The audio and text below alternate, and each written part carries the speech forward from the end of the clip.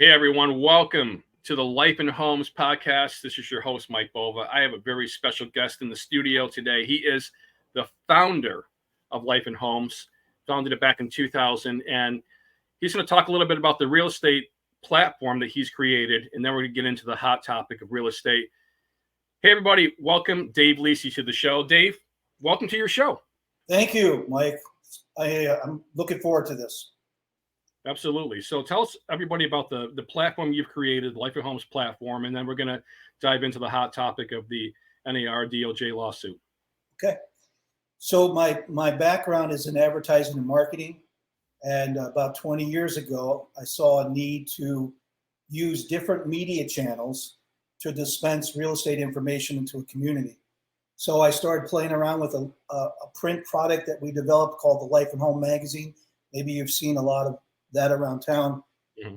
And we did that fairly well for many years, but as we all know, things change. Right. Just before COVID, the technology of social video, online stuff just kind of went through the roof. And so I just started making a lot of changes. So now we do more of a platform, Mike, than what we did just a magazine a few years ago. And it's just grown. I don't know how else to say it. So we run a magazine, we do a website, we do social media. We're kind of like an advertising and marketing company wrapped up on a real estate platform, if that makes sense. Mm-hmm. Sure. I know you guys do a lot of things. I love what you said before. You said it to me before. You live in Tweaksville, and you have to tweak things. And yeah, I mean, COVID changed everything in 2020, and then nobody's doing anything. So yeah, you made a great reinvention. And talk about your MLS system. We're going to go into that. You have your own MLS, and then we'll talk about the NAR. So Mike, about 8 years ago, there was a small little listing service down in the Valley. That's upstate New York. And it really wasn't doing much, but the people that had started it many years ago decided that it was time for them to retire. So they came to me and asked me, do you want to take it over? And I really didn't want to at first, but I thought about it and actually prayed about it. And I just, I thought, there could be an opportunity here. Well, lo and behold, I took that little small Mohawk Valley listing service, and then I brought syndication to it, which simply means that we take a listing that's in a local community and then we syndicate it to about 100 different portals across the country. That's awesome. Like Homes, Realtor.com, and a lot of those things. And so it really just kind of expanded the footprint. The second thing that we did is we used our advertising and marketing abilities and really helped that local Main Street realtor build their brand into the community, because as we all know, real estate is about getting a listing, not just advertising a listing itself, but you got to get the listing. And one way to get the listing is to actually kind of market yourself into the community. So we use social, video, mobile, pretty much any media source that's out there to kind of help them expand their brand into the local community. Yeah, the real estate's different because you have the brand of the company, you have the brand of Coldwell Banker, but you also have the brand of the real estate agent themselves. So this is a great way for real estate agents and brokers to get their listings out there. So let's talk about the lawsuit, and $1.6 billion lawsuit. Might be more, by the way. Okay, so I didn't even know it was like 1.6 billion until you had mentioned it to me. But what are the concerns that you're hearing from real estate agents and brokers across the nation, not just in the area, but across the nation? Mike, I would say this, from what I can see, and I've got people that are across, the nation that I just keep in touch with. Sure. A lot of realtors are super nervous about what's going to be happening in the next, maybe the next 6 to 12 months as this lawsuit continues to unpack. They're seeing that there's going to be some major financial changes to the way real estate is being done, changes in the regulatory way of doing business. So the point is that realtors they're just super nervous. The other thing I've noticed is that MLSs that are connected to the National Association of Realtors, the NAR, Yeah. that could be very problematic because there seems to be, and again, I'm not an expert per se, but there seems to be copycat lawsuits starting to happen that are attached to the main NAR DOJ lawsuit. So, in fact, I was just talking with somebody out in the Syracuse market a couple of weeks ago. There's a couple of brokers in that market that are just a little bit nervous about being connected to the local MLS that's connected to the NAR. So you have a host of problems like that. And in the heart of the lawsuit, I want to just bring this to your attention. This is what I see, is that the problem that it's in the heart of the lawsuit is that should a national organization really control a local MLS system? I don't know how else to say it. Yeah. And the answer that the DOJ is saying, no, that shouldn't happen.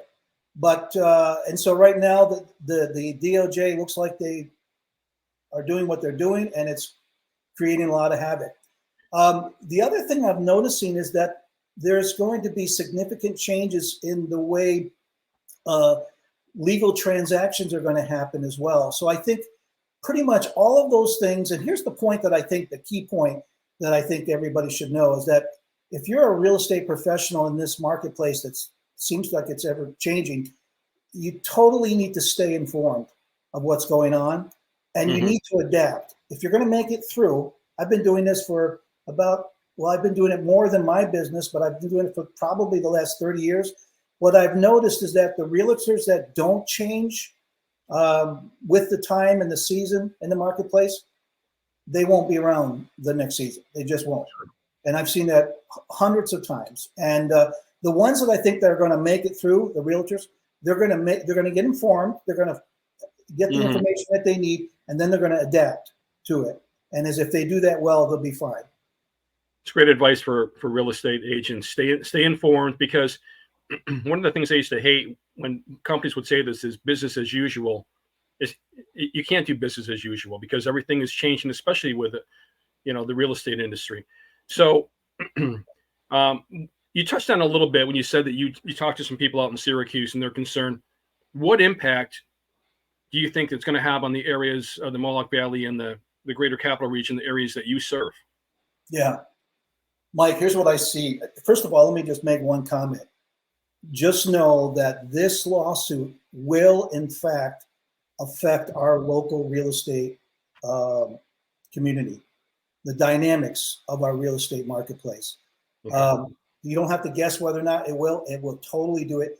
It's going to be, there's a concern that I'm even hearing in the local Mohawk Valley, and we're in two markets, by the way, in particular. We're in the Utica Rome market, upstate New York, and then we're also in the capital region over there near the Albany market.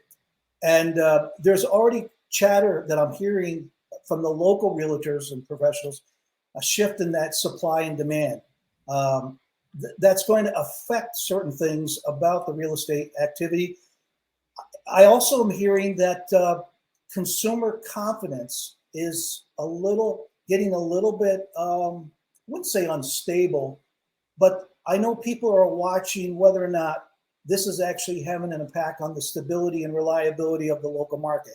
I think it's going to, on some level, because people are just getting a little jittery. There's also talk about decreased transactions happening because of it. They just feel like there's so much turmoil, and I don't know if you guys know this or not, but not everything's been decided yet. Everything is still being decided, and there's more things to happen with this lawsuit. And because of that, there's just uncertainties. And because of that, I think people are a little concerned. Property values. I thought this was interesting when I was doing a little research for this topic today, this podcast, Mike. Property prices could drop a little bit because people are hesitant about moving forward. That might be that the price points could come down a little bit. So there's no doubt about it that this is going to affect us in many different ways. It's going to affect the way that we do business moving forward.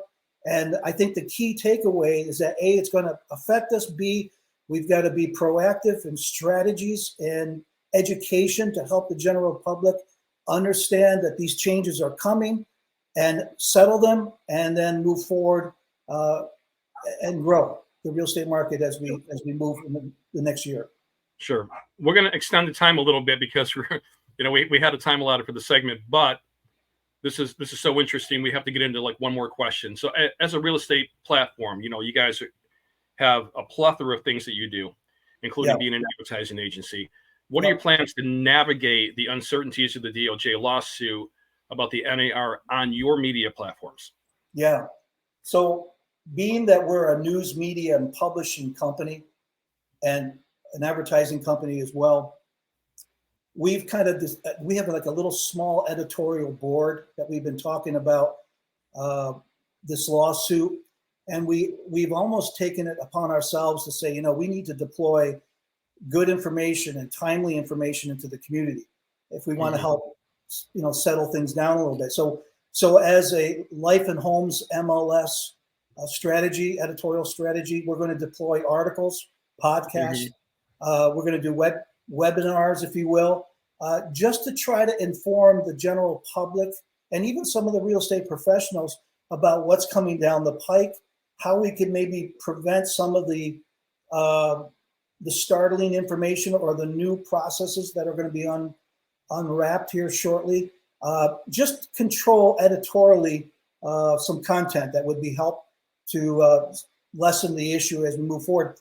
The other thing we want to do is the need to bring expert people into the conversation on this platform, like legal experts or professionals that have an interest, a stakeholding in the real estate community, and pick their brain on how the new law and the new procedures are going to actually affect things moving forward.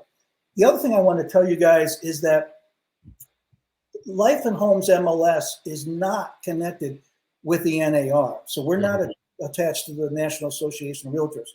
And because of that, we're kind of like in a unique position.